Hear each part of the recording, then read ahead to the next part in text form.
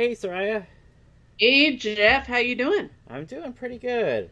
So we've made it through the things and the Telltale Hearts, and Yep. now we're at the last band that we talked about at the first reaction, and that's the Steps. Yes, sir. So we're gonna bring on three-quarters of the band today, and talk to them about their career. I think that's fantastic. Let's get started. Let's get started. Hi, this is Soraya. And this is Jeff, Our podcast is called Paisley Stage Raspberry and Rhyme. a podcast where the two of us play music that we like and share anecdotes and background about the tunes. We hope you'll join our conversation. And without further ado, agruviar. Let's get groovy.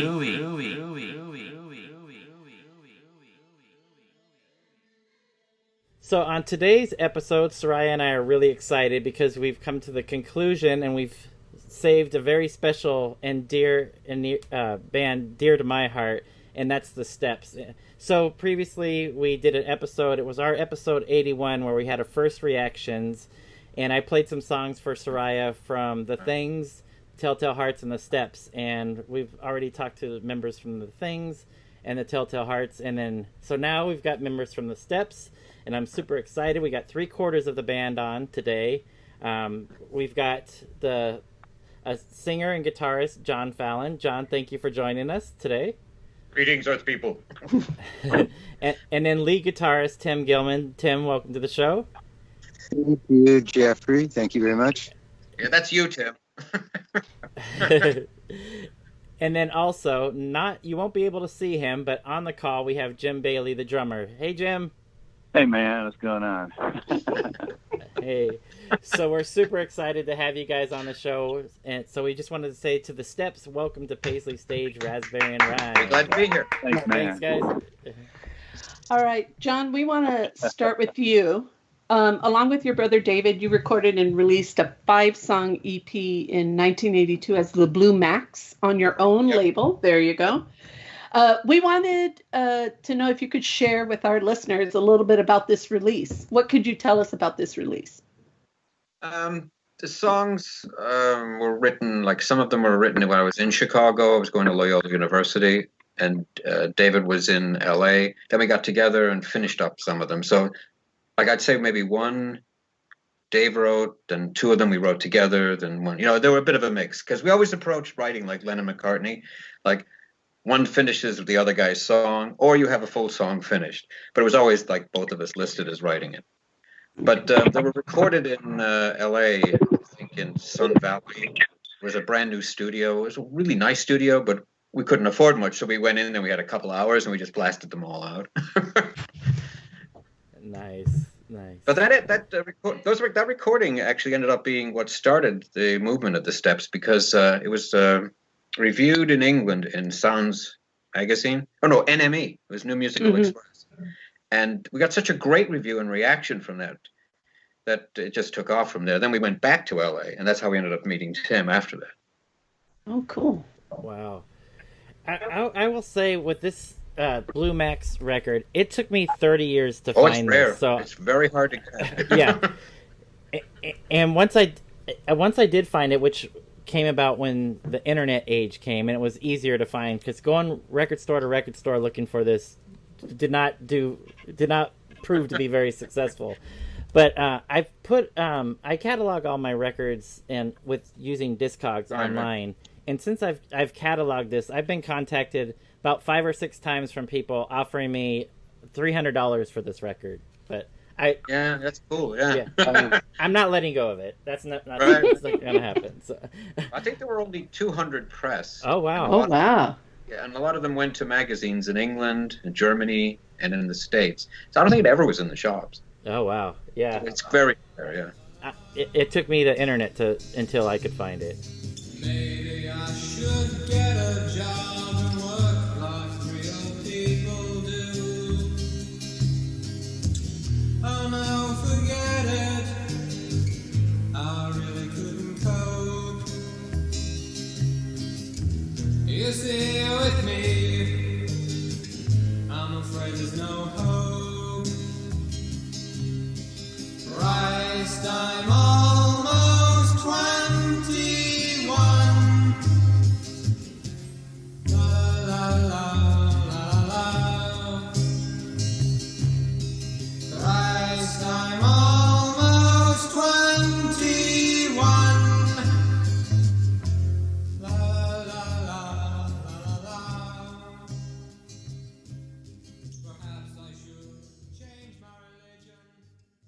All right, so Tim, next up, our question is for you. So how did you come into the picture? It sounds like John and David moved to LA and you're in LA. So how did you come to join the band? Well, we had some mutual friends in the Pasadena area. And one night I was at a party in Arcadia, and some friends of mine knew that I was looking for a band. And they suggested I talk to John and Dave.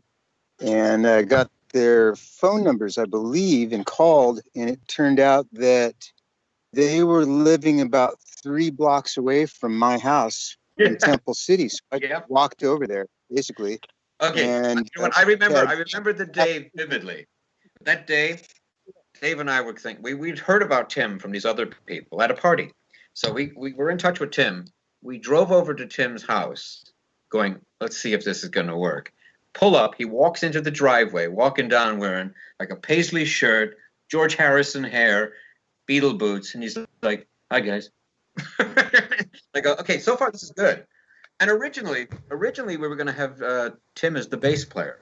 What we were going to do is set up the band as like The Who, where I would play guitar and sing backup, have Dave as the lead singer, not playing an instrument, and have Tim playing bass.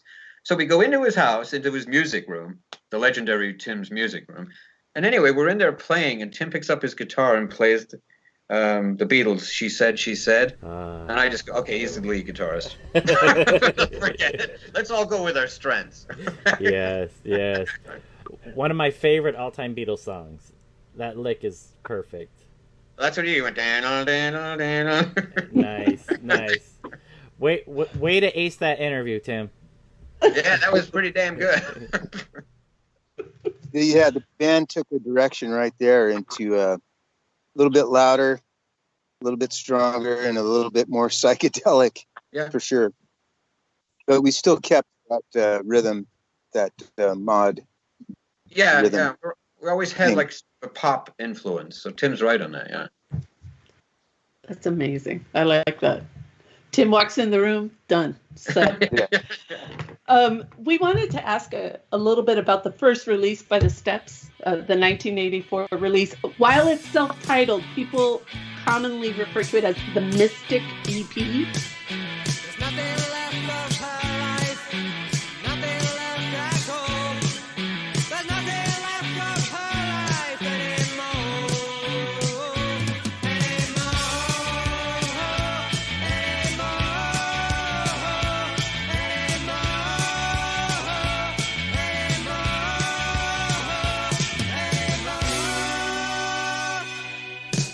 Kathy McGuire's such a modern girl. She's made it on her own in an old man's world.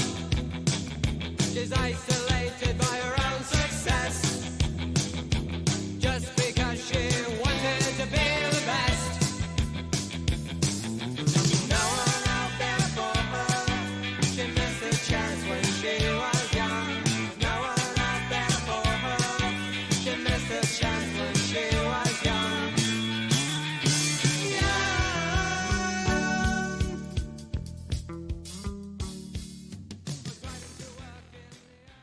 And John, we want to know, one, how do you come to put out the record on Doug Moody's Mystic Records label? Right. And talk to us a little bit about the recording of this EP, the Mystic EP. Okay, it's really odd because the A-side is, the 4 songs on the A-side were recorded with a producer named Ron Fair, who worked at Chrysalis at the time.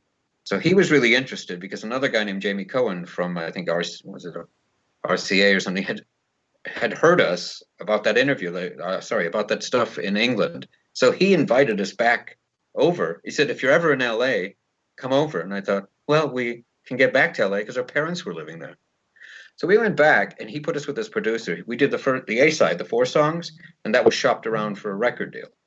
A couple were close, but didn't happen. So we played it. I think Doug Moody heard it at Mystic Records. And he said, reminds me of the 60s. I don't have any bands like this. I'm going to put you guys in the studio, do 4 more songs. So in a way, the Mystic album, the mini album, is actually 2 EPs stuck together. One was recorded in 83, one was recorded in 84. Oh. So in a way, it's like, that's why the 2 sides sound so different. Huh. So it is kind of an odd mini album as such. And it was so homemade. Like we were cutting the pictures out and sticking them on this piece of thing, and look what that cover looks. Yeah. And it's a punk label, so Yeah, that was. It fit. Yeah, that was one thing that I was curious about. The other releases on Mystic are nothing like the Steps for the most part. Nothing. Yeah. I was actually going to school at Trade Tech in LA, and I met and I told him about the Steps and brought him that EP that was almost done on Dave. He had already been in the studio with Ron Fair for a while, and actually the lead for A Whole Lot of Love was recorded at Doug Moody's studio because he had the best reverb in town, and he has a little plaque on his wall in there. He's a very interesting guy, Doug Moody. So, yeah. Jimmy Page, John Bonham, and John Paul Jones also recorded with Screaming Lord Sutch in that studio, called Screaming Lord Sutch Jams with Heavy Friends album, that plaque was on the wall. And not only that, Charles Manson started recording in that studio. Oh, wow. And Doug Moody was freaked out by him and told him, you've got to get a better sound outside. Somewhere else. Wow. Yeah. Oh, wow. So that was the same studio where you guys recorded side B of the Mystic. Correct. Mini LP. And Tim is on all that too. Tim was in the band by then.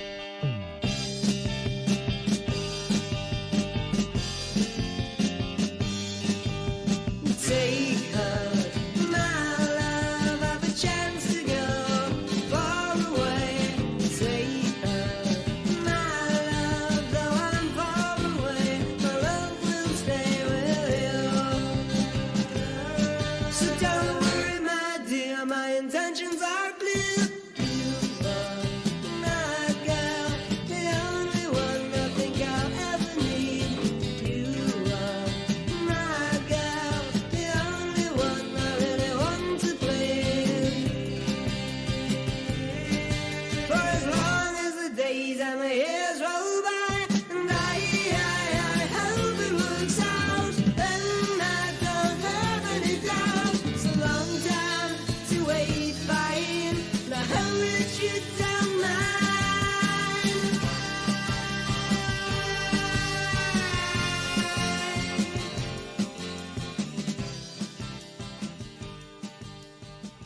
All right. Well, I don't know if you guys know, but the main focus of our podcast is the Paisley Underground, and we understand that the Steps have some loose connections with that scene. Yeah.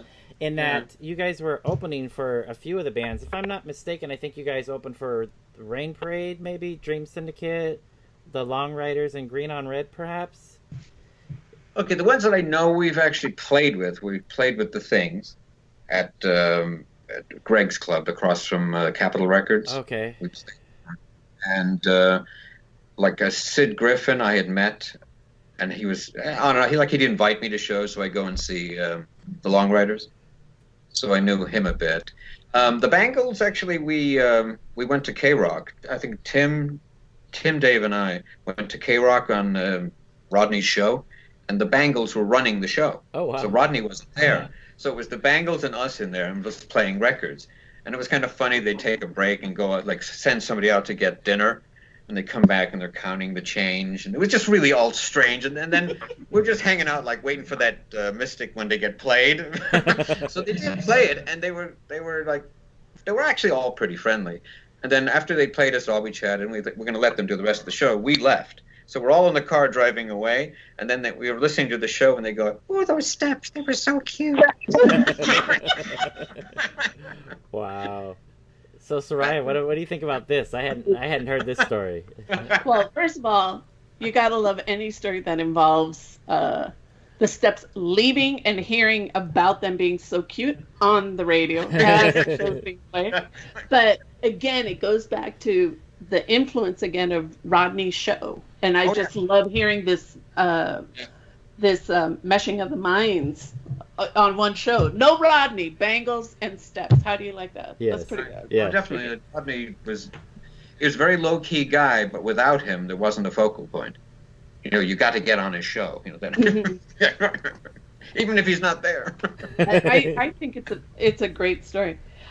Jim, I wanted to ask you, Can you talk to us and our listeners about how you joined the Steps? Ooh, that's a good one. Yeah, That's a good one. So I saw this ad, old drummer needed, band ready to go. So I roll on in, and I go, hey, I'm here, and I see some other guy leaving, but I have beer, so I figure I'm at least halfway home.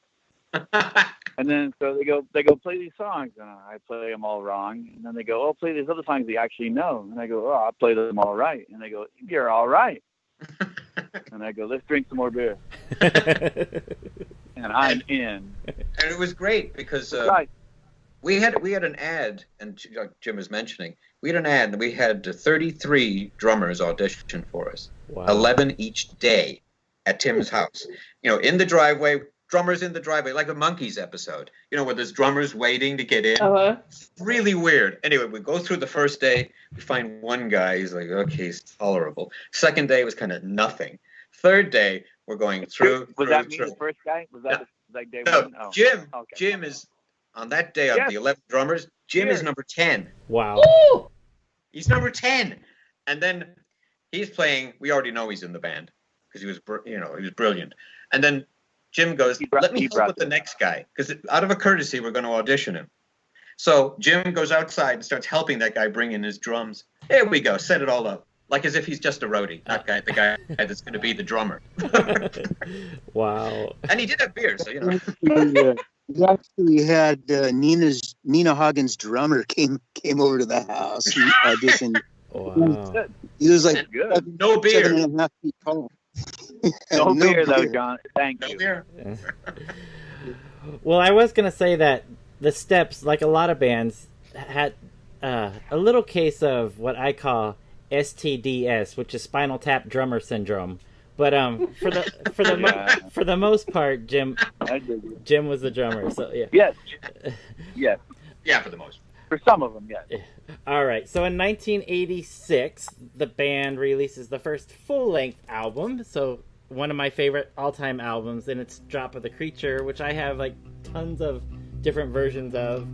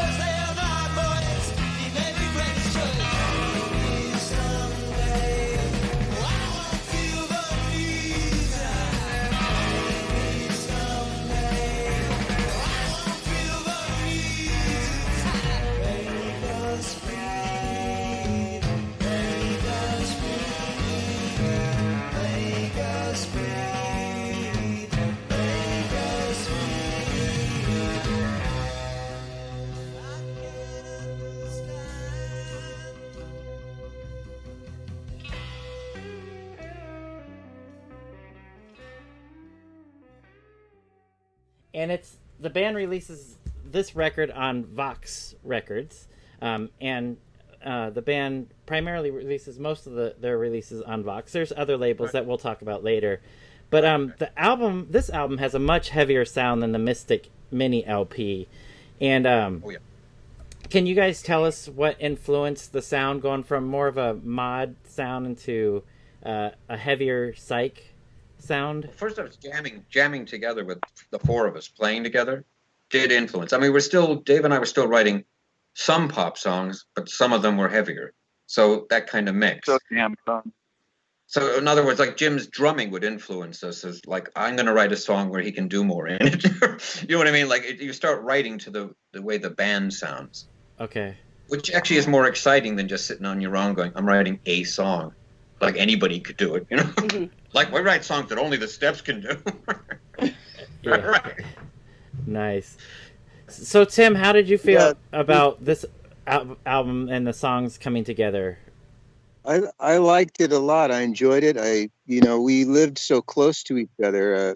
We'd work on it at home, and then we'd come together and rehearse at my house. Party HQ. Hey, what year was To that play one? at 86? clubs out in Hollywood, Madame Wong's in the West. Yeah, could have been, but it seemed to get a little bit louder and a little bit more experimental as the shows went on, and a lot of the ideas that we had ended up on that album, Drop of the Creature, and it kind of set the tone for that next couple of years until we ended up with the legendary Starbolt producing. And then we kind of got a little more into details as far as sounds and actually using the tools in the studio to create some atmosphere that we didn't have on Drop of the Creature. So it's kind of was a little things changed rapidly back then, and it was a good thing actually.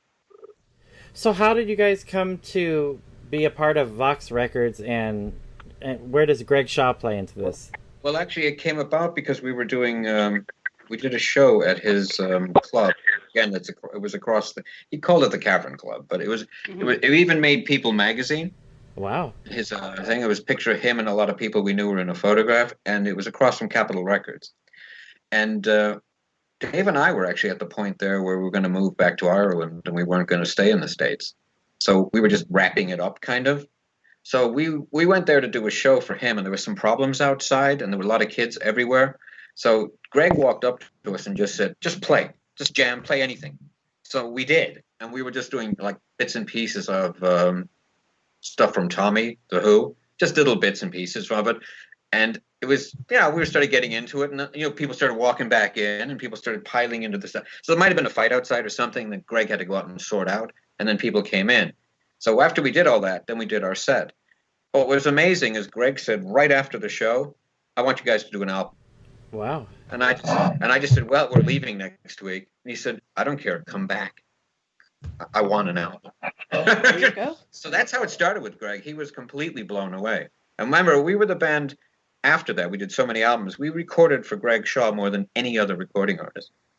We were like his pet band, where he even went to Europe with us. Wow. And he never went anywhere. Yeah, we were the first band that Greg sent to Europe. Yeah. And it wasn't as a punishment, He or actually went with it. Yeah, he met us out there, and that's a whole nother story. When we did end up in England, we did not have Jim Bailey. Oh, yeah. We had to make a phone call. We had to make phone calls to get Jim out there for that. Yep. Yeah, that was wild times. Then we had to go off and do 30 shows across Europe.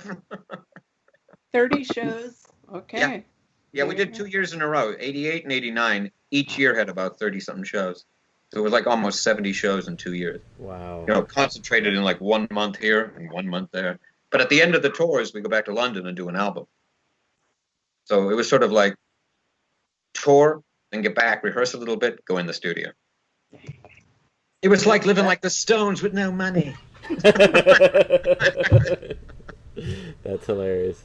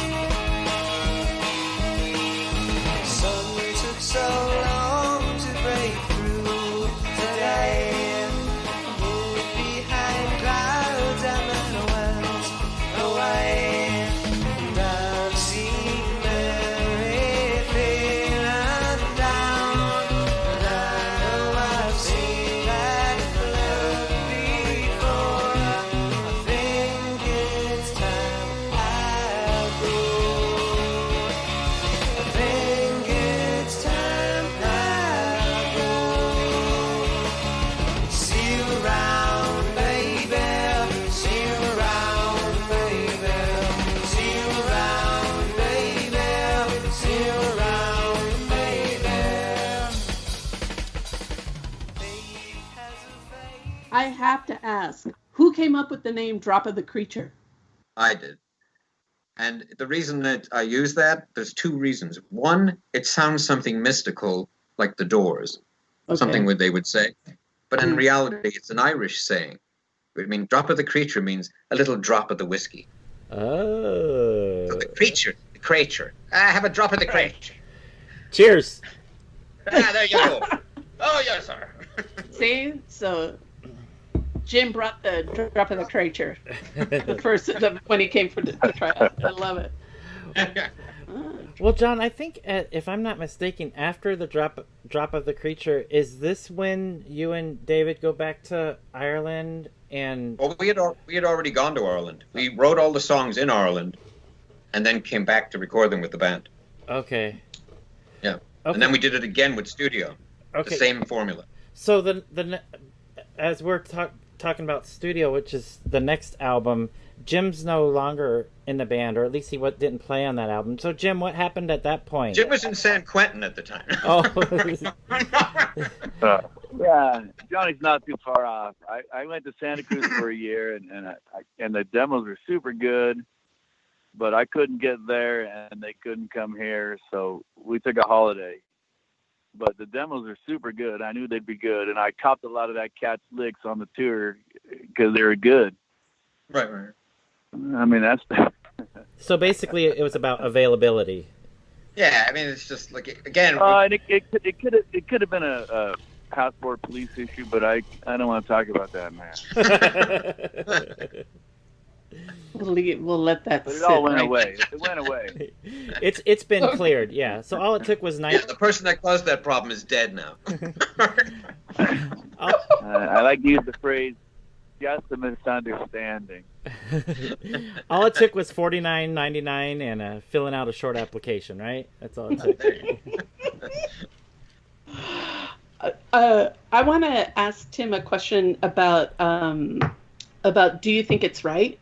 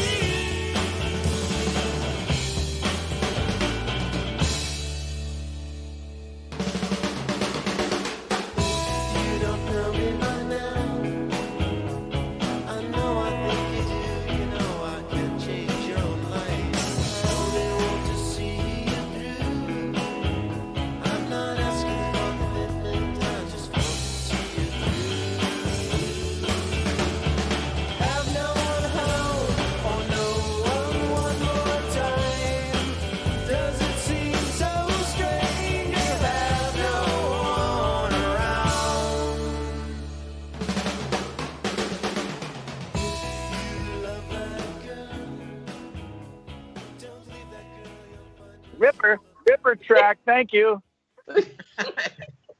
So I have forced him to play that on his next solo show. I swear to gosh.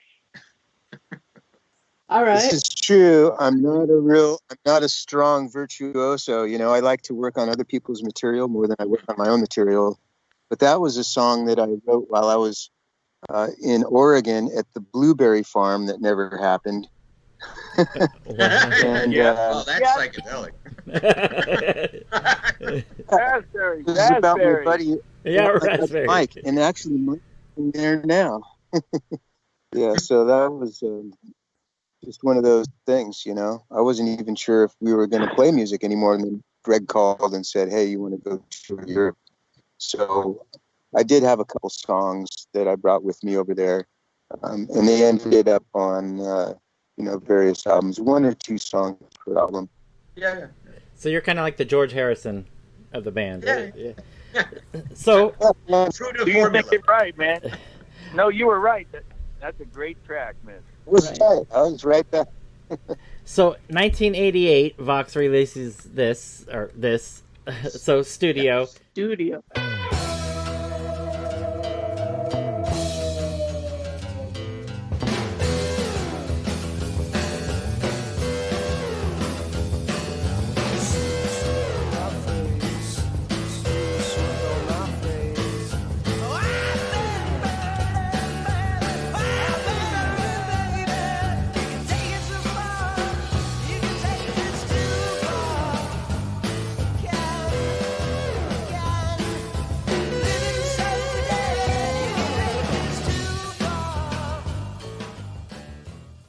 in my opinion, I probably shouldn't be saying this to the band, but this starts the bad album covers in my mind. But Oh yeah, that album cover is weird. amazing, And you know what? amazing No, there's records always- though. There's always there's always inquire with him.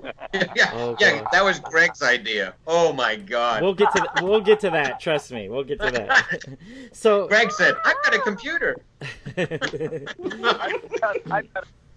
so to our yeah, I would like to say to our listeners, don't judge these albums by their covers.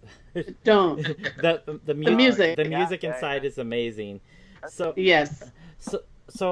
at this point, well, actually with Drop of the Creature and Studio, you guys were working a little bit with Bad Religion's Brett Gurwitz, right? Oh yeah, Yeah. yeah. So He was the engineer on both. Yeah. yeah, can you tell us? We talked with members from the Things, and they had also worked with Brett. Can you guys tell us about your experience working with Brett on these two records? The legal stuff, or Johnny. Was, I don't think we have clearance for that. You know what though? He had two studios, and the Drop of the Creature album was done. It was called Westgate Studio, and it was far west in L.A. Okay. And then the second one for studio, he got a bungalow in the heart of Hollywood, and it was like a bungalow from the 30s or something, surrounded by giant parking lot. Nothing was there. It was really odd. You could walk out at 3 a.m. and there's nothing around in the middle of Hollywood. Wow. So he got that, and the whole house was made into a recording studio. Like the rooms were used for different reasons. Like the actual recording of studio was a more interesting atmosphere than Drop of the Creature, as far as the location and how much time we were able to put into it. Like Drop of the Creature, I think we put in maybe 8 days, 9 days. Second album, possibly 12. You know. So in other words, like the more time was taken a bit, and a little bit more experimentation, and not everything is as live sounding. There's a few different kind of things deliberately that are different on that album. But in some ways, the formula is somewhat the same. We still have pop tunes, and then we start getting really heavy psychedelic tunes on that album. So people might think we're going off the rails there a bit. Yeah, it's very psychedelic. So were psychedelics involved? Because there's Aren't they always? Johnny. Jim, what do you have to add? I have nothing to say, Your Honor. Sorry, me love. Cover me, I'm going in. Back to that passport issue. All the misunderstanding, John, as you know.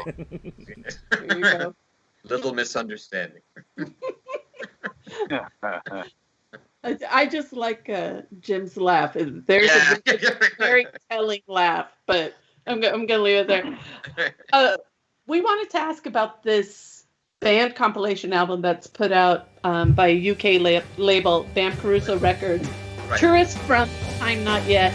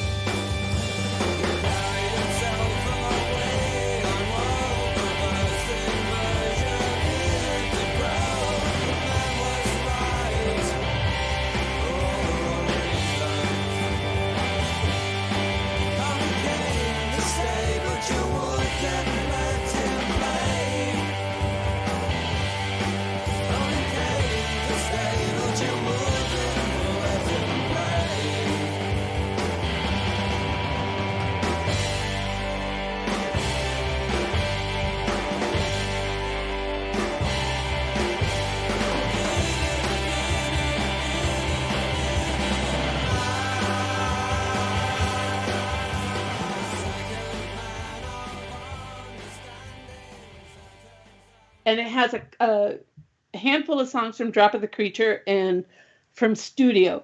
How does this compilation come together, or the idea? Well, Greg was contacted by the people at Bam Caruso, and they did it for like a lot of American bands. Was it Plasticland? They also have one on that came out before us. So what they would do is they'd go and find the better American bands, as far as they could see. We were an American band because we recorded in L.A. And take the tracks off each album and make up a new album. That one actually did fairly well. That was basically only for the English market, but I think it went to the Netherlands and Germany. That's a funny record, man. I like that one. I mean, it's the picture, what they do on the cover, like that cover, all their covers That's are right. great. That's funny, man. That's funny.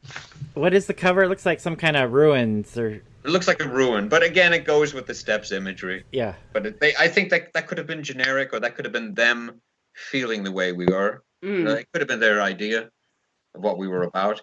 I mean, the photos on the back, the 4 photos of the band members that they picked. Yeah. They picked these, and I didn't actually have one. And Jim's not on there. They show the other guy, Eric. Those 3 pictures were taken in California. My one on the end was taken somewhere else, like in Ireland. I just said I had to rush up and get a photo quickly. That's funny. Well, there you go. So we're talking about the imagery for the Steps. That reminds me. I wanted to know where the name of the band came from. It's based on. I think Dave actually came up with that. It was based on we read a lot of Steppenwolf, stuff by Herman Hesse. So we were doing a lot of Hesse. We did a lot of Huxley. Around that period, we read like Robert E. Howard. We read Michael Moorcock, all of that stuff, and the eternal. It goes again. It's sort of a Doors influence too, where the door is a perception, then we are the steps, the endless plain. So you get lost in the endless plain of Russia. That idea, so that there's no coming back when you're on the step. Right? That's very good. We're heavy cats. Yeah, heavy cats indeed. Yeah.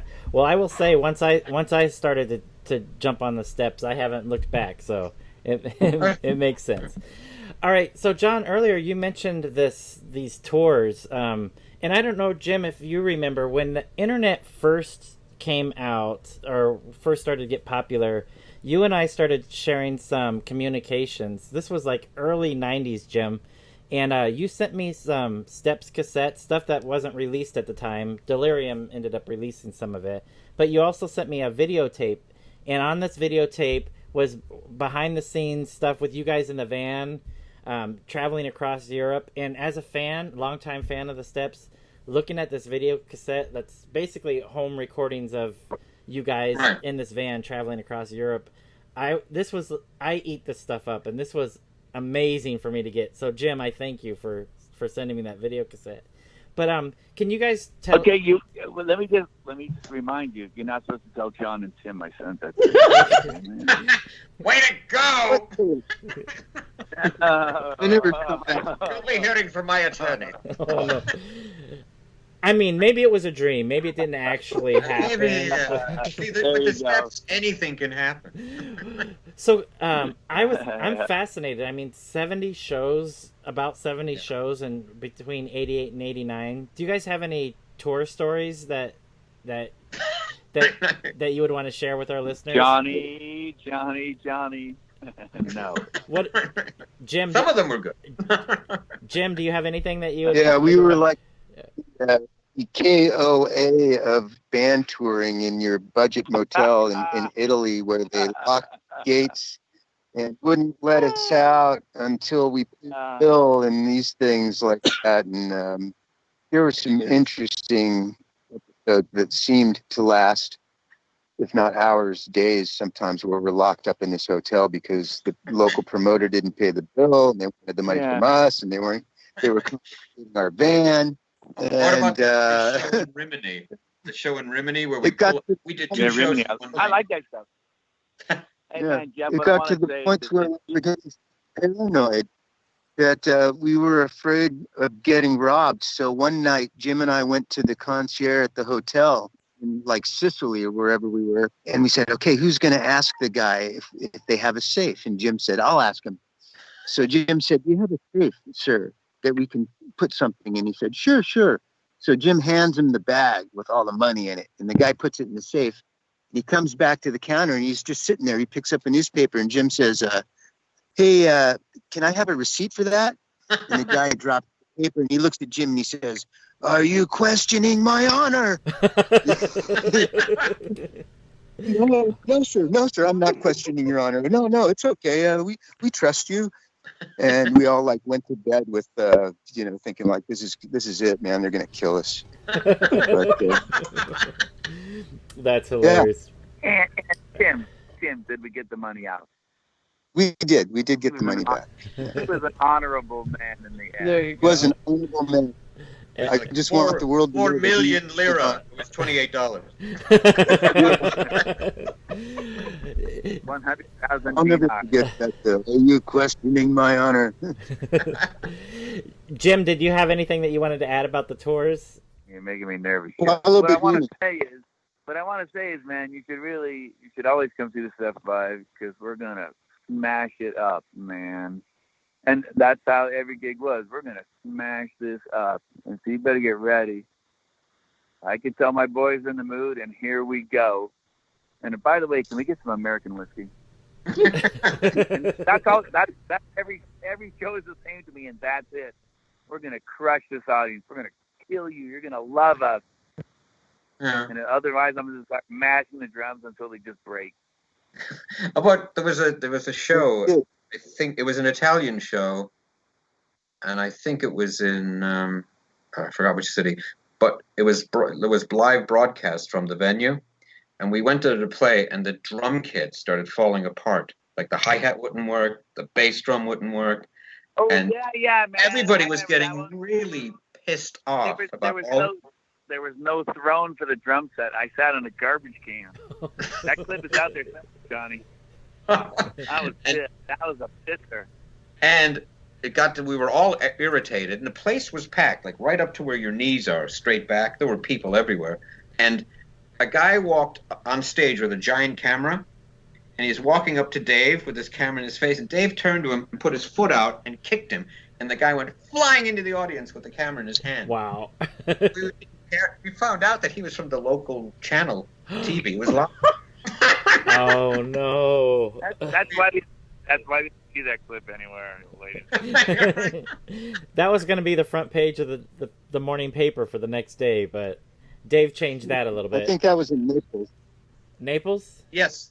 Yeah, I think it that was. in Naples. Yeah. Where everybody drives They didn't insane. tell us they tried to hide it. They thought we would be mad if they put us on TV. We didn't really care. So Dave. We just wanted to leave. I liked it. I love it. We All did right. a television show in Athens also, which I never got to see. But Right, we right. did that. Some of it was done before the show, and some of it was done live during the show. Yeah. I never saw any of those. Good. I mean, I think That's- Which one? The first one? 88 or 89, Tim? I think 88. I think that was the TV. Yeah, I think it was. Yeah, because there was a club there called the Rodin Club in Athens, and it was Right, fairly right. new, and all the big, all like Bo Diddley had played there Yeah, recently. man. Big place, nice place. Yeah, it was really. It was We great. had we videotaped our own show in secret because they wouldn't let us videotape our own show that night. So we taped it right. from a Oh yeah, we projection had booth behind. Wow. Yeah. One more time, Jeff. If you received anything from me, of course you didn't receive anything from me. Okay? Oh, You imagined it. I know nothing. There I'll you give you go. Another really Good interesting one. thing is when we were driving out of Germany and we were driving through Switzerland, and then we were driving into Italy.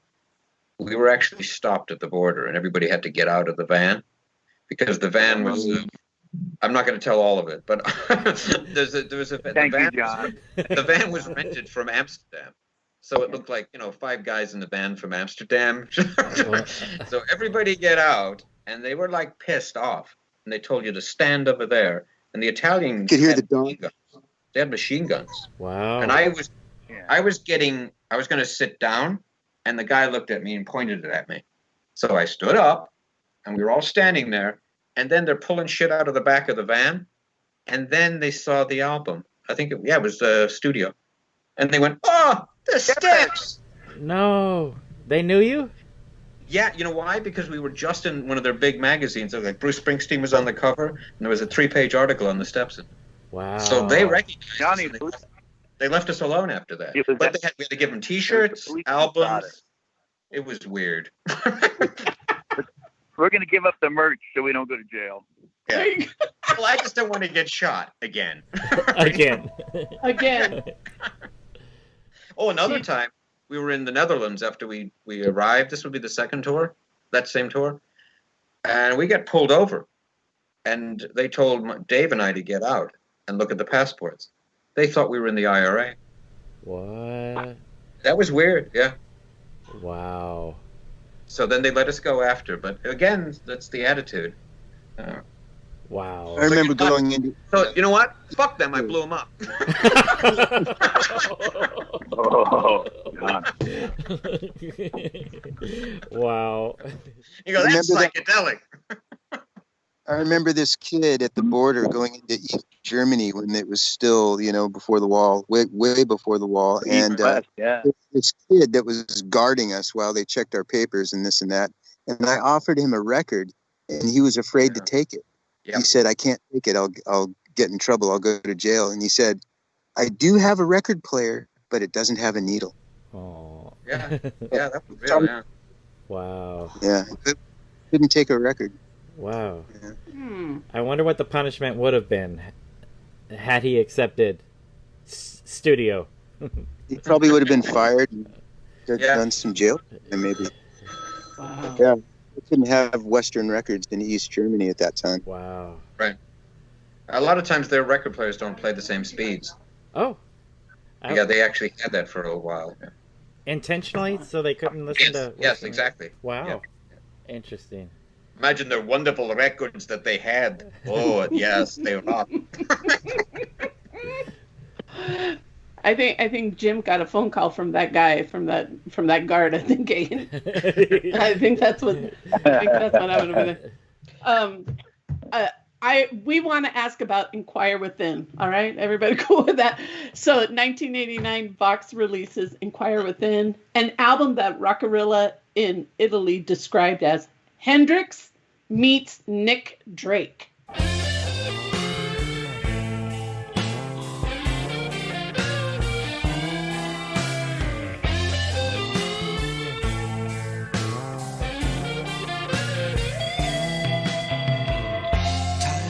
goes by, and there's nothing I can say to you to make you feel the way I do. So sad to miss the love I almost had. When I'm alone, I dream of all the things that never can be. Time goes by. We want to ask about this 4-week recording process for this album. Talk to us a little bit about this album. We already know the artwork is Jim's favorite. So. Yeah, that's nobody's I like it. favorite. Tim likes it. There's always one. I will say that I got the test pressing of it, and I like that cover. Yeah, that's better. That one's more Beatley. There you go. So how was the recording process for Inquire Within? Yeah, this was completely different. This was the first album that we recorded in London, and it was in a studio in Bromley, south of London. And we'd all get on the train, and take it out there like it was a job. Like we get up there, we arrive at 9:30 or whatever, start busy doing the psychedelic rock. Sometimes Tim would show up.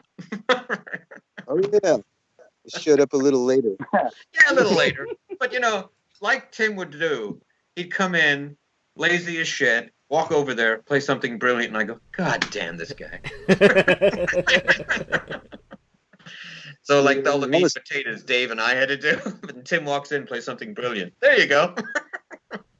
Yeah, there's some masterful guitar work on Inquire Within, I will say.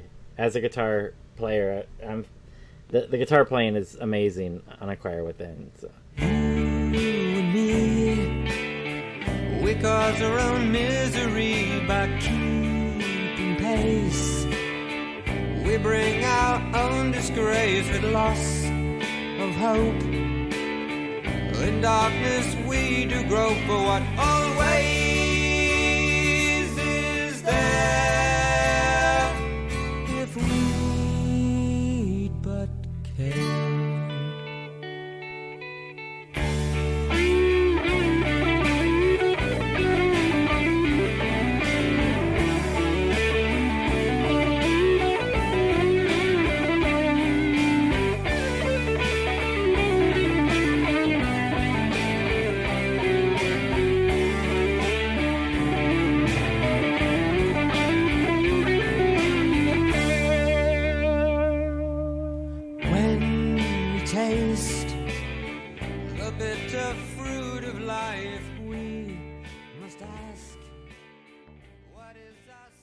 Oh, and Tim was always using his 64 Fender Jaguar at this point. Oh, is that right? Yeah. Yeah, and he's some of the stuff he did on it. You think he's playing backwards, and he's not. He's actually bending the notes with the tremolo bar. So when you hear, he's actually cutting that live. No way. It's not backwards. Yeah. Wow. Yeah, I mean, you know, the nice thing is, Johnny, and you and I know this, man. Tim picks nice notes. Yep. Now, once he picks them, can he remember to play them like 2 seconds later? Nah, not always.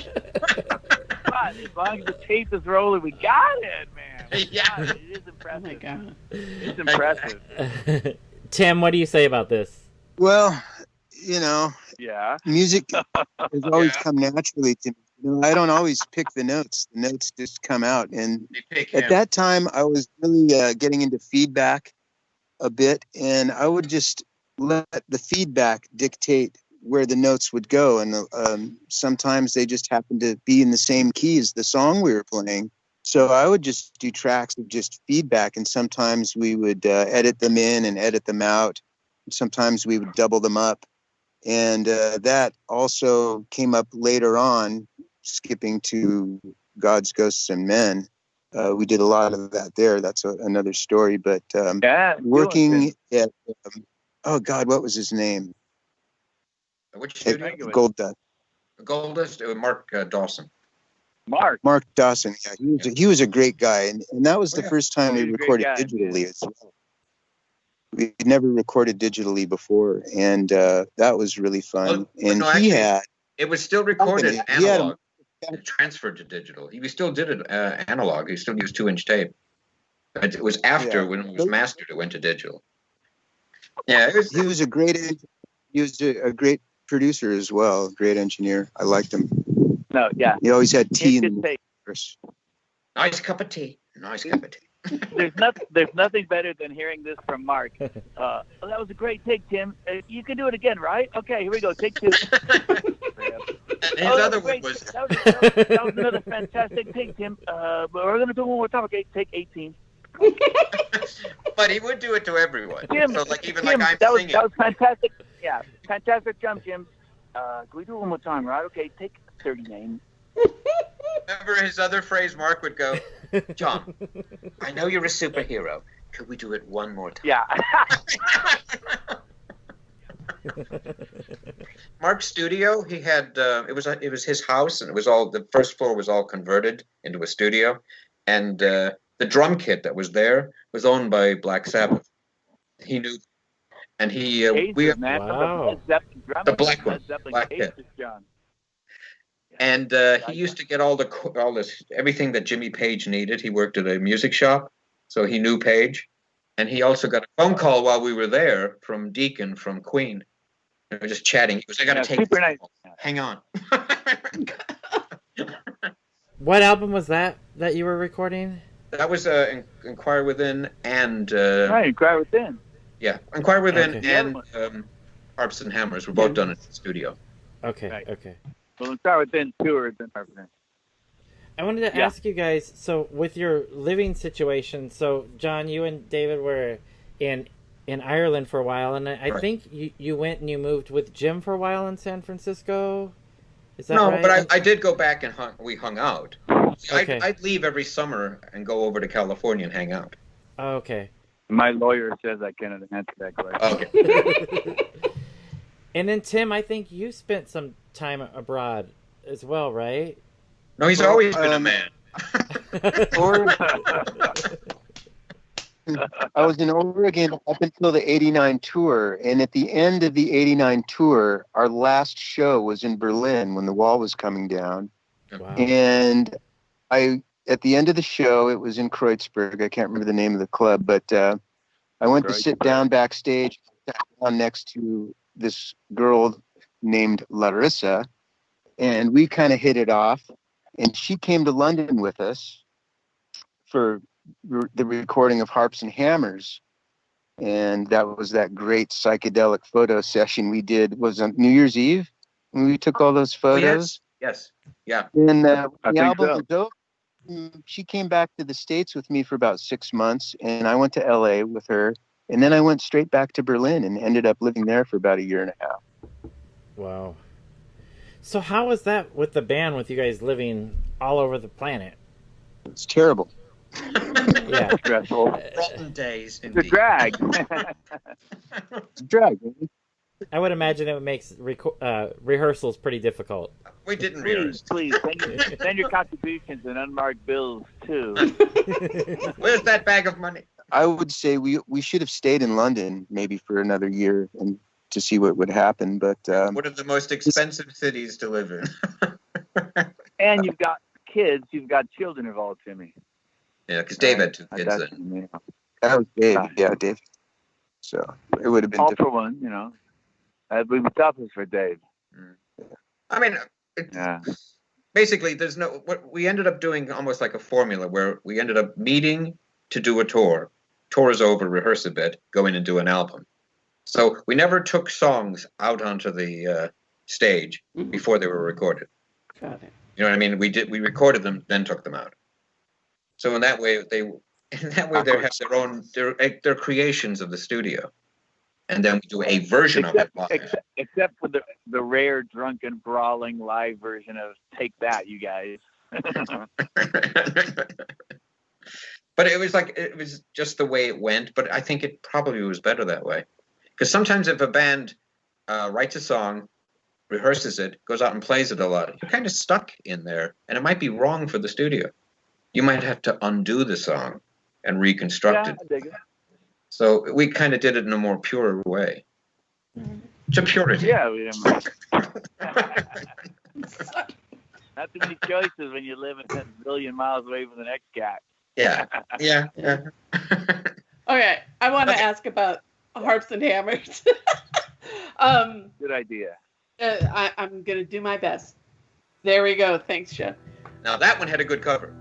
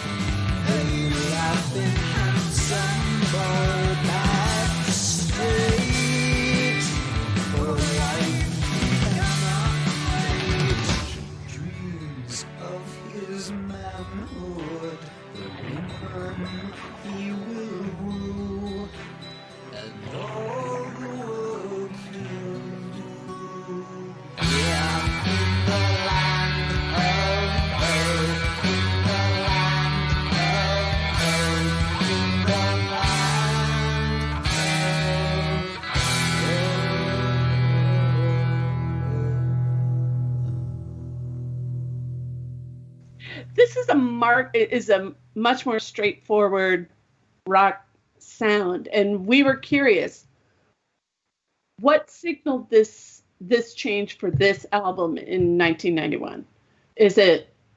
Was it simply recording in England at Gold Dust? Was it something that you all were listening to? Because this is really a different sound. It's kind of like it's a product of touring. So we toured now 2 big tours. So we're entering on this to the point now where we're touring like a big band in that sense. We're doing big tours. So we're playing 30 shows. So that's not like an indie band coming over from the States doing 5 shows. Right. So we were actually getting to the point, like the Italians, even now when I talk to a lot of people in Italy, they always tell me, we always thought of the Steps as a big band. We went to see a big band when they went to see us. So I thought that was a very great compliment to us. When you came to see us, it was like something like maybe the late 60s, early 70s. They experienced a rock band, not just a bunch of guys indie came over and dribbled through their songs. You know what I mean? We were a different kind of band than what they were used to. Remember, the Italians were seeing all of it because all the bands in America would go over and play a few shows. Right. So that way I viewed it as the Italians are very perceptive to our greatness. Gotta love those guys. But I mean, they saw something in it that maybe, like, say, the Germans would view it as it's a rock band. Mm-hmm. The Italians are more artsy. They viewed it as like, it's a whole experience. What do you? Oh, yes. It was like that in Greece too. Greece was huge. It was like that very much in Athens. So Couple the thousand whole people. Mediterranean was into psychedelic more.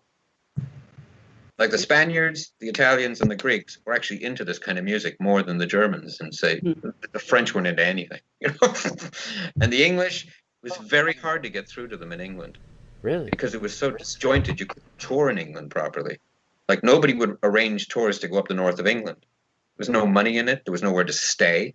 Where the Germans had, like, when you tour Germany, you go to every venue. They have rooms upstairs you can stay in. It costs nobody anything. Wow. So the Germans were way more organized in that way. And there's a club called the Rose Club in Cologne. It's still there, and they still have the same system. Band comes in, they stay upstairs. They play downstairs, here's your beer. So, it's efficient.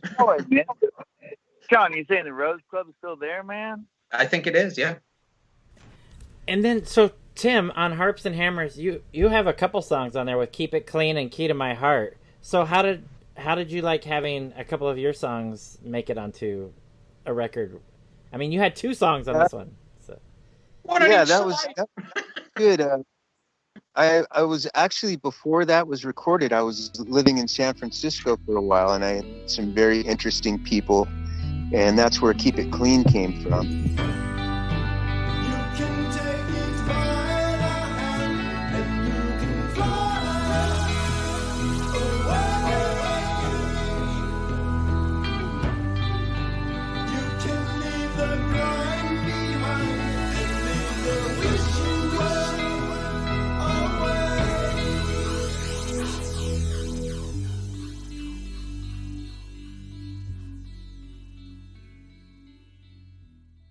And Keep My Heart came from Larissa, the girl that I had just met, said, "Make a song for me."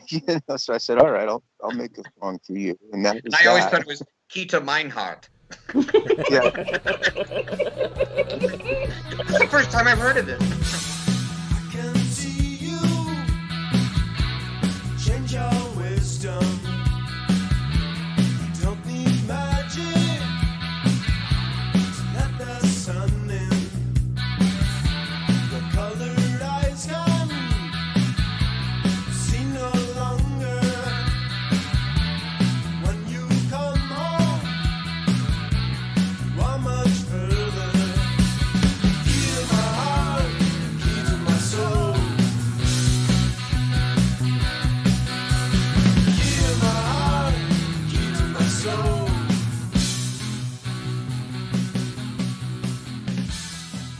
Rivers changing. And it rhymed with Key to My Heart, Key to My Soul, and I always wanted to say asshole at the end, but I never did. That was later. That's a good idea, Tim. So what about Oh, yeah. whose idea was it to take the vocals on your songs, Tim? Oh, to sing them myself? No! Yeah. Hey, you wrote it. You fucking sing it. That's right. You know, it was one of those deals. Come on, guys. Let me put a couple songs on the album. And they're like, yeah, okay. Come on, King. It was graduation day. The cap was on. The two songs. You know, John and Dave Come on, and Johnny, let's let him sing just one. Okay. Go on, George, do your thing. Timmy gets That's what it was like. T for two. I was perfectly content working on John and Dave's music. I enjoyed their music, you know, and it was fun to sit in our little psychedelic mushroom cave working these tunes out and just, you know, seeing them kind of form themselves. So for me to think of a you know, writing a song to put on the album, I would never just write songs to put on the album unless, you know, I was prompted to. Okay. I'm perfectly working on the music at hand. Well, Tim is very much a complimentary musician. Like he'll take, okay, I'll write a song and he'll put a lead or he'll put guitar pieces on it while I'm singing in the background. So in a sense, he's helping arrange the tune. Nice. Yeah. So his contributions are quite big. Nice. Yeah, we brought some keyboards in way back. Even we brought keyboards in. We were always thinking of. I'd hear the parts in my head. You know, Reed's got that Farfisa. Let me go grab it and see how that sounds like on holding up well. You know, and it worked. Yeah. Nice. I mean, there's even one song I play keyboard on, and I don't even play keyboards. It's on that song, "Tourist from Time Not Yet." I play the keyboard. Yeah. Nice. You let John play that, man? What? All right, so I wanted to ask. So you guys on VOXX in 1991 released the live album "Alive, Alive, Oh," which you guys, from what I never got to see you guys perform live in person, but the video clips that I've seen, you guys were amazing live, and this wasn't the best live recording. It sounds like you guys put on a great show. That is what says the people know. The question goes, I am. Oh, no. You didn't try. And you know I can't see why. But you lost all his confidence. Oh, no. It's the real time. It's the real time. It's the real time, I say.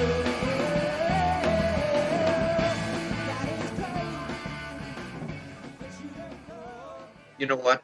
There's a story to how that's recorded. It was recorded at the University of Stuttgart. Okay. And the guy hired people that didn't know what they were doing, and all the sound was recorded at very low volume.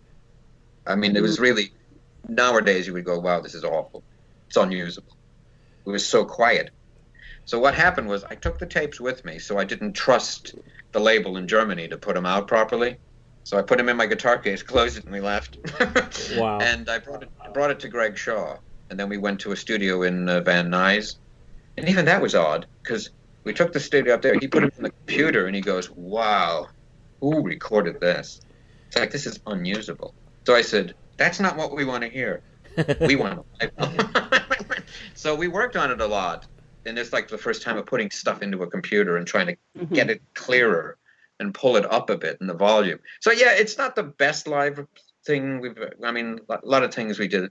I mean, we played fine. We were pretty violent that night. Yeah, no, the performance is amazing. But the actual ability of the people, the engineers, it was like new to them. Like they were just hired. They'd never worked with their equipment before. So it was kind of stupid in that way. But interesting, on the studio in Van Nuys, it was one night I was asked, could you not come in tonight and give up time for somebody? And I go, sure, who is it? Mick Taylor from the Stones. Wow. He needed the studio to do some demos that night. Wow. And I couldn't borrow Bill's car. That's how I was getting around to get up there. I would have liked to have gone up and met him. Wow. So I went in the next night, he was gone. Wow. Oh, and outside the studio, down the street, there was a car repair. There was an old beaten up car from the Six TV show. It was actually one of the two cars that was used in the Green Hornet. You know, wow. Psychedelic stuff just follows me. See? Very psychedelic. Yeah, I mean, that particular show, you hit it pretty much on the head, man. I like to call it the Larissa show. It was, I can't remember the name of the club in Berlin, but Tim, you know which one I'm talking about. Ecstasy. That shit was a monster. I wish I'd have saved that one. The thing about the one that the album came off, it was something weird and this and that and the other. Everybody's, like, this wasn't cool. That was recorded in so, Stuttgart. I mean, we can do it. We can mash it up. I can force it out there, but the Berlin show, Tim. That was when Tim got Larissa. Oh, that was a monster show. Well, you know what's funny is we recorded that. I think we recorded that live album in Stuttgart.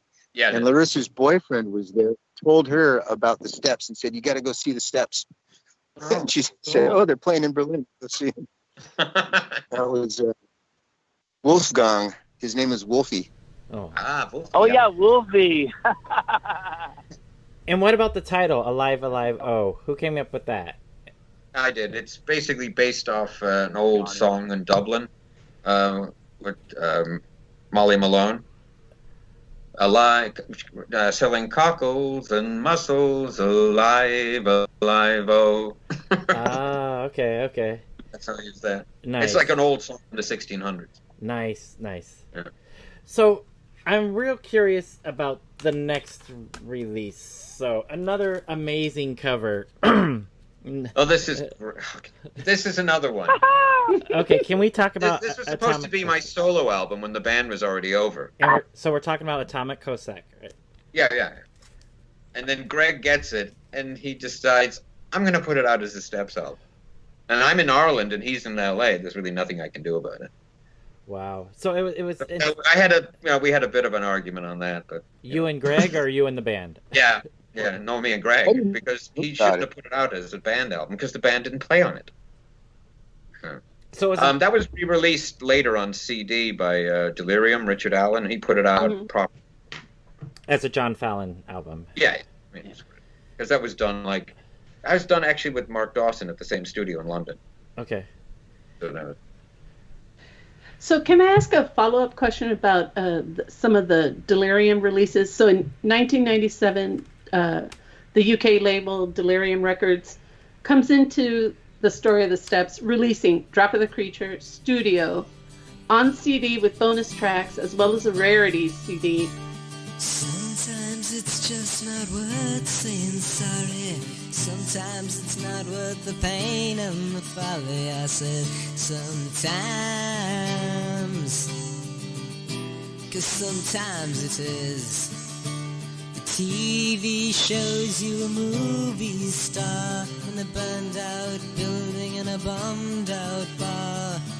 But you know, to a life's a drag. It's a crib death, it's an aging fag. It's children lovingly forced to sing for the benefits of the future king. And it's black babies' bellies bloated with the water. It's a nameless crying futureless daughter. And staring at the sun don't make you blind. Just makes you see things different for a while. The girls buy new dresses and wear kinky boots, talk of who they are, who they've had and who they can't. And I wonder if they realize they sound like $20 whores. And I wonder if they'd care. Dream of yesterday when it's already tomorrow. Dream of the time you'd love to borrow. If you paint your face, you lose God's grace. Nothing ventured, nothing gained.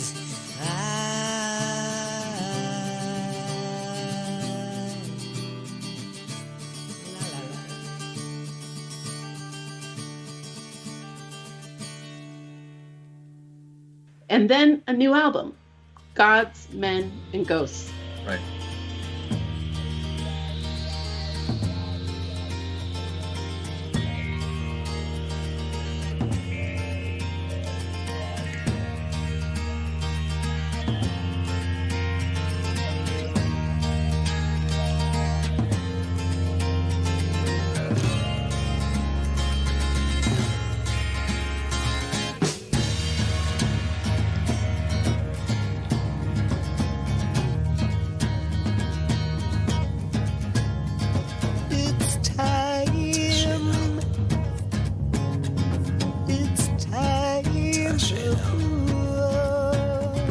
Stars begin to spin, the moon she grins.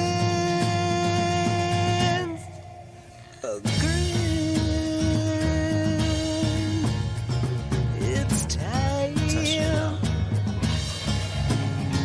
It's time.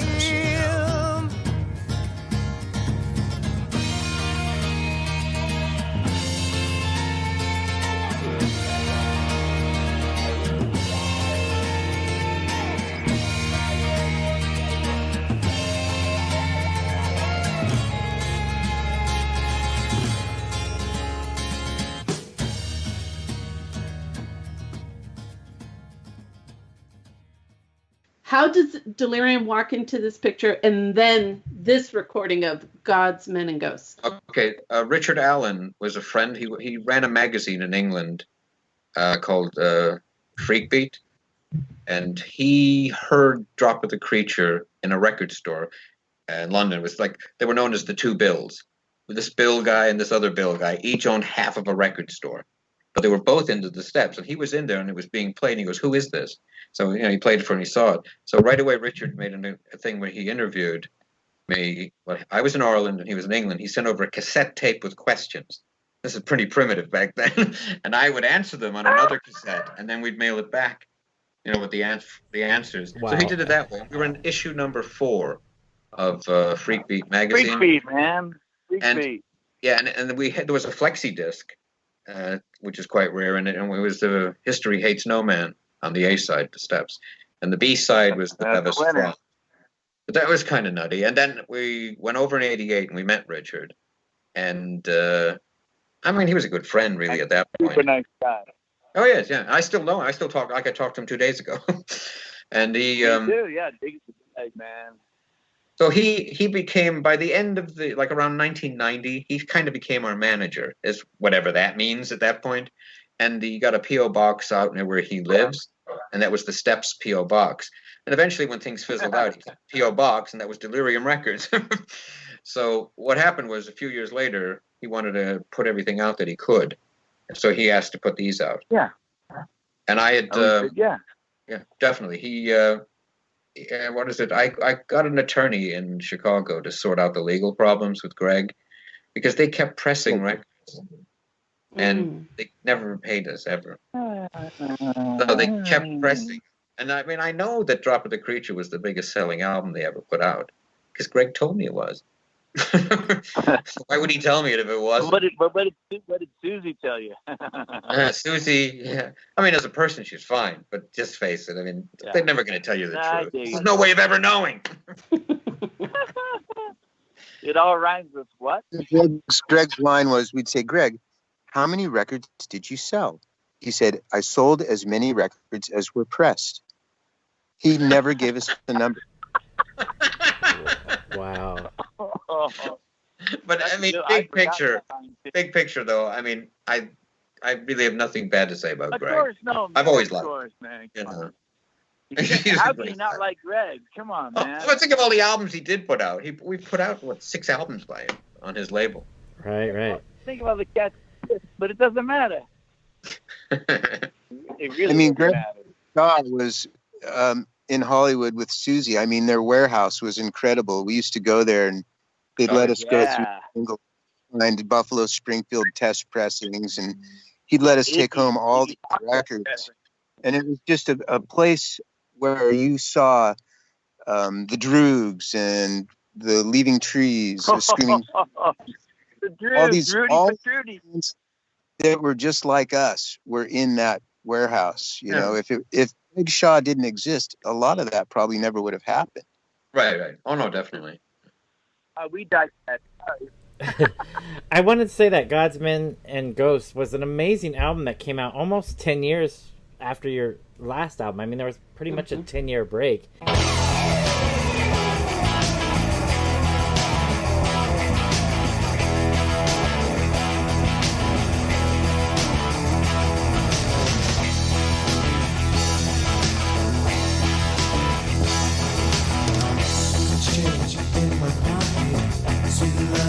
Like a rocket, good news to make my day great. Good news to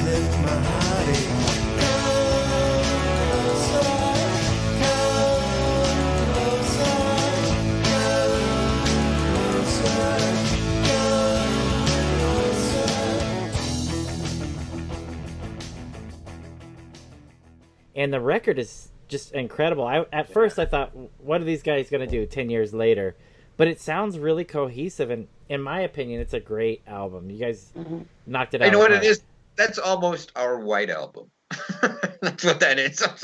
I mean, it was a situation where we went to Milwaukee to record it. Okay. And it was John Frankovic, who was from Plastic Land. Oh, yes. I had gone up. I was a friend of his, and Glenn, the other guy. Glenn, we didn't get to see that time, but I'd seen him previously. But so he was kind of in charge, and he was actually paid by Richard Allen to produce the. So technically, that's the first album we didn't produce. Okay. He's the producer of the album. So we did rehearse a bit, not much, and we went up and recorded. So we were all kind of entrenched in John Frankovic's house when we were in Milwaukee. We'd get up, go to the studio, and we'd be there like for 10 hours or whatever. We were there a long time. And he went and bought a keg and put it in the middle of the studio.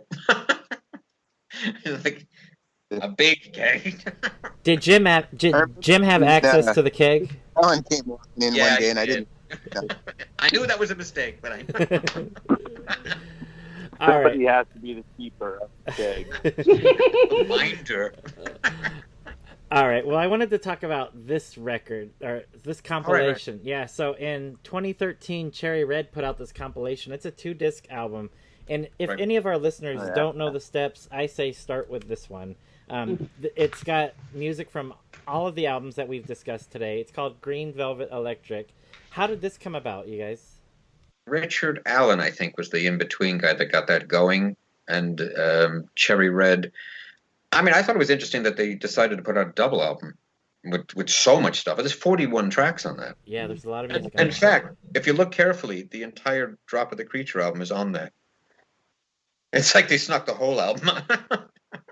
So, yeah, I mean, I thought it was a great idea. Look at all the work that they did on the inside. The artwork is great.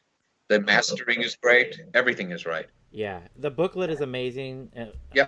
I mean, it's a very well put together. But Cherry Red does good work. Yes. So, but they did it right. So They did. Like I said, for any of our listeners that don't know the steps, this is a great place to start. But I guarantee, if you get this, you're going to get on those steps and you're going to want to go forever. But it's a great place to start. So, and that came out 7 years ago. And then more recently, in 2016, Teen Sound Records re-releases Drop of the Creature, and this sounds much better than the VOXX version. Yeah. So if you're going to buy the album, look for the newer version on Teen Sound. It sounds great, and this is very unusual because you rarely see this, but with the vinyl, you get two songs that you don't get on the VOXX version with History Hates No Man and Summer's End in San Francisco that you recorded previously. But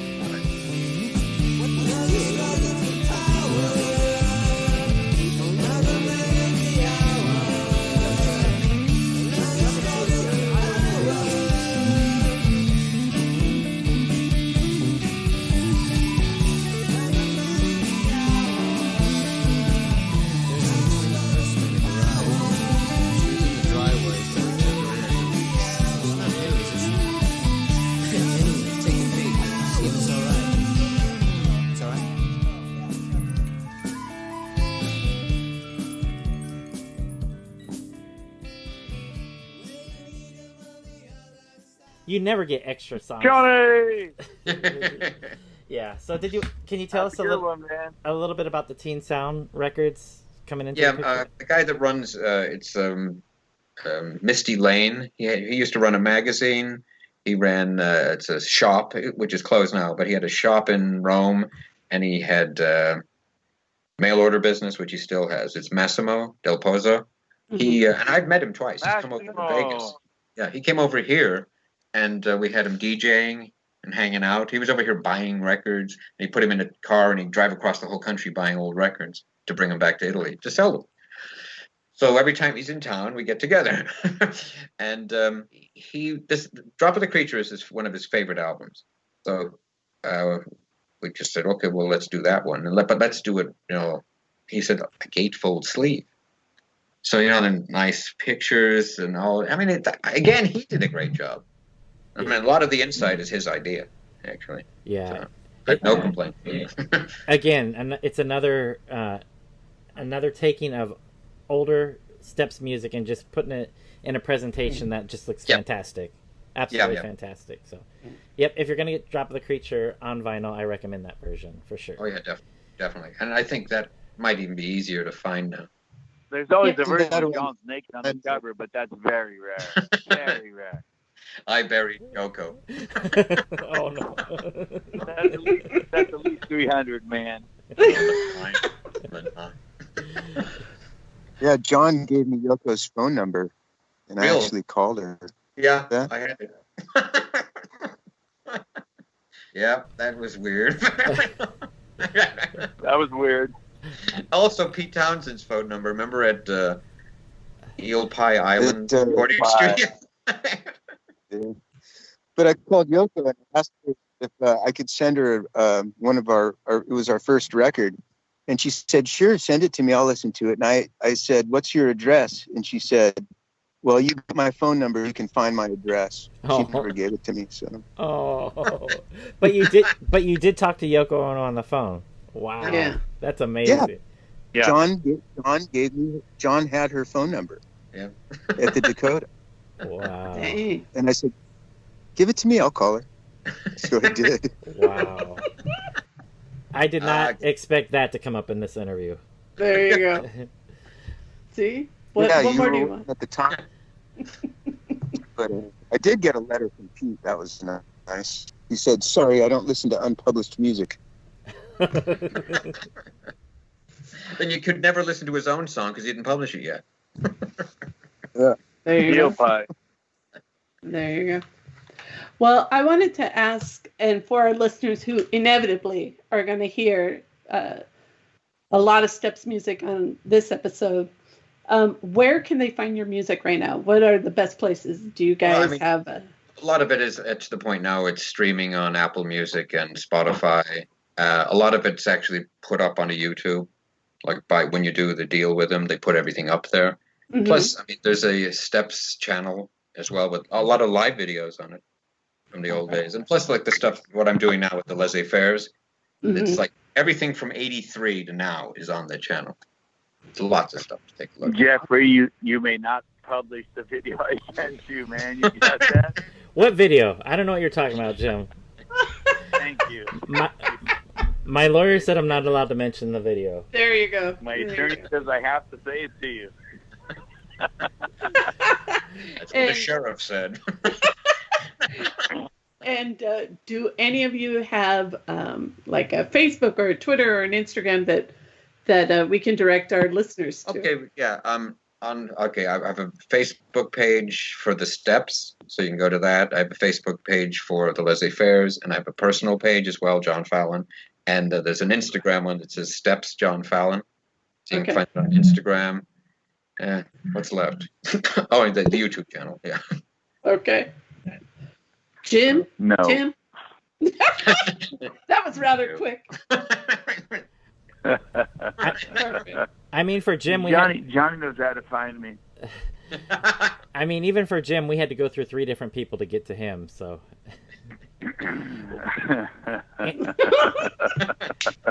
And Tim, what about you? Are you available online? Are you awake? No, not really. I do have a few demos.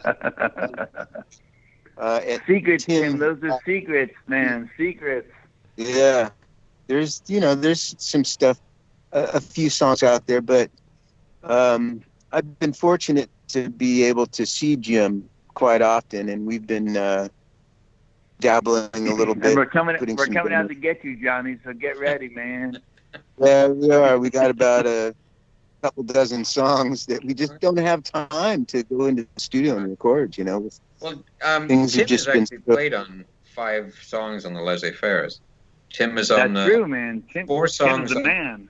Yeah, he came down and he was on 4 songs on the Empire of Mars album by the laissez-fairs. He plays guitar on 4 songs. And on the first laissez-fairs album, the song Never Come Back, he's playing the acoustic guitar. So he's made it onto 5 songs already. So anytime I can get him down here. And like what's coming up now for the laissez-fairs, we have a vinyl 45 is coming out next month, maybe in 2 weeks.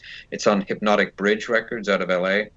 And this guy, Stu Pope, that runs the label, he's put out 21 singles, and they're all psychedelic in the last 2 years. Wow. So he's got this whole thing about... That guy's a good guy, man. Yeah, he's creating this whole thing where you go to the label and you know something's going to be interesting. That's why he just does 45s. And they're all pressed, I believe, like our one is pressed in the Czech Republic. Wow. So he wants to get the best pressing he can get. So that's coming. That's the song is called 10,000 Tomorrows, and the B-side is From Field to Field, that Joe Lawless wrote the second one. So that was recorded. And my son plays on both. Yeah, so John, Tom's a good guy. I wanted to ask you if you could tell us the rest of the band. So that play in the Laissez-Faire. So. Oh, okay, yeah. Joe Lawless plays keyboards, 12-string guitar sometimes, 6-string sometimes, sings as well. My son, Crom, plays bass sometimes, no percussion. But on the A side, he's the drummer on this time. And he also has his own music, too. I mean, we're working on his second album right now. We've got 9 tracks mostly finished for his second album. And he's on the same label called Rumbar Records in Boston. Okay. So the Laissez-Fairs are on that, and so is Crom. And that's the main focus of what we're doing these days. But I mean, I also play with another guy named Trevor Jones. He's Trevor and the Joneses, kind of like jammy psychedelic music. And we're working on the third album of them right now. Wow. So I've been talking to Trevor today. So I keep very busy, even though there's no live shows going on that much. Right. It's very hard to play now. But Crom and his band, the P200, did go out to Pahrump in the next county from Vegas, and they did show out there. Nice. So we went out there. But it's the first time in months, Yeah. So but that's right. But at least we have a studio. Nice. We can focus on getting music. Yeah. So we can get focused on getting the music done. So we'll be ready by we'll have something out in September. Then his album should be out maybe November. And our next album, we've started it a bit. The Laissez-Faire's 5th album should be out maybe in January. Wow. So John's not resting. I mean, I have seen, Jim has been down to Vegas. Jim has been here. Yeah, but we can't talk about that either. Sure, and it was okay. No, man. No. All right. Well, I don't want to hold you guys up too much longer, but I wanted to thank you guys so much for coming on the show and talking about the Steps. It was actually kind of fun. I really appreciate it. It's a band that I've obsessed over for many, many years. You guys put out amazing music. For our listeners, I highly recommend that you go check these out. If you haven't heard them, I recommend that you starting with the 2-CD compilation set from Red Cherry. And by all means, check out John's music, Laissez-Fairs.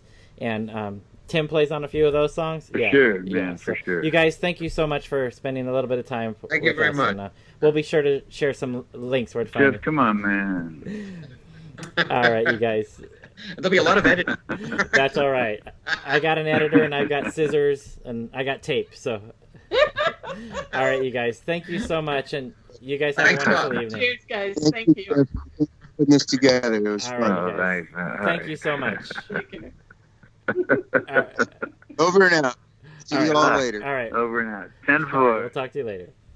So, what did you think about that conversation? Wow, that was fun. Those guys, they cracked me up. Oh my God, the synergy and the camaraderie. Yeah. They're a fun bunch. I liked walking through their discography and their history. Did you? There's a lot of really interesting stories there. Yeah. And I thought it was interesting. 6 albums for VOXX. Yeah. That was that's significant. Yeah, and like John mentioned, they've put out more records as a single band than any other any other band on VOXX. So that it just goes to show you, when he said Greg heard us, believed in us, and said album, and there's something to be said for that. But I also like the fact that they garnered the attention from other labels that also wanted to put out their music. And then, when Cherry Red puts something out in 2013 and puts the entire Drop of the Creature, plus, a selection of songs from the other albums, like 41 tracks. You can't you can't bat an eyelash at that. That's pretty I fantastic. The way that I imagine that whole Cherry Red thing happening is I imagine them sitting down saying, okay, let's narrow all these albums down to a single compilation with 12 to 14 songs or whatever. And then they start listening to them and thinking, okay, we can't drop that one. We can't drop that one. We can't drop. Now we're left with 41 songs. So it's fantastic. I think they did, and that Cherry Red compilation is really strong. I totally agree with you. That's a great starting point, and then you can move backwards. And, I didn't realize that the Blue Max, that was primarily a label.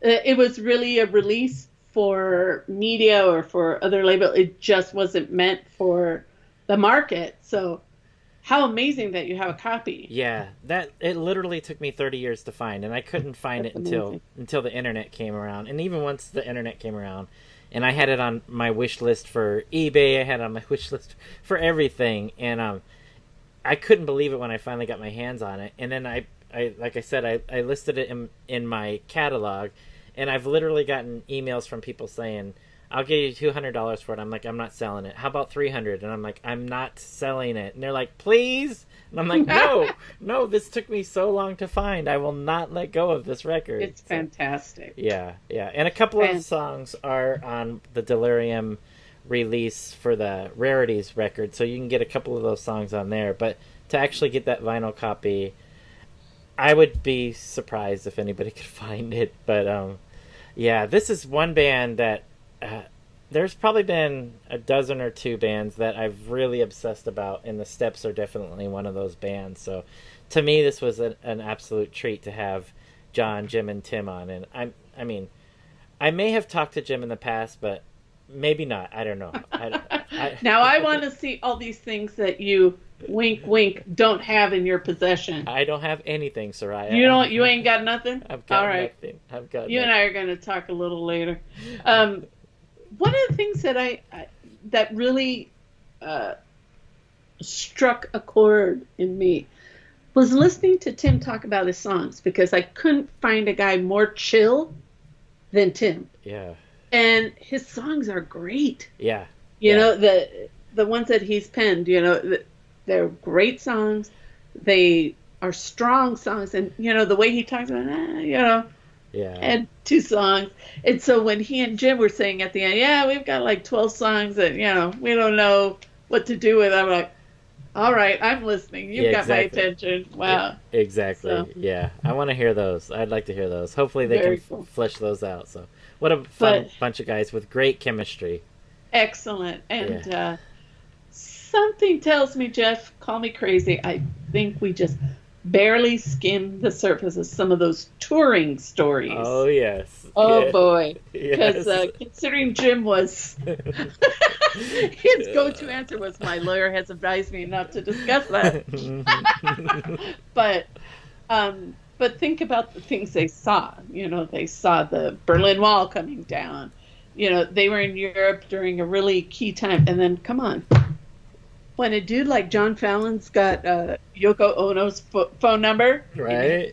And, passes it on, or Pete Townsend's number, that's pretty dope. Yeah.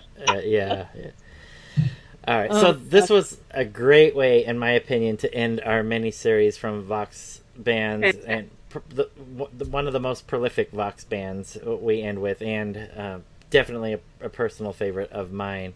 But up next, do you want to tell our listeners what we're doing next week with our little panel? We got a little panel discussion about the Go-Go's documentary, so looking forward to it. Yes, I've already watched it 3 times, and I'm getting my records back out, and I've been listening to them, so that should be fun. So, So, mi gente, go get a drop it. How did John say it? Drop of the creature. Drop of the creature. But I love that accent. Drop of the creature. Mi gente, agruviar. Go listen to the Steps. Groove on, Paisley people.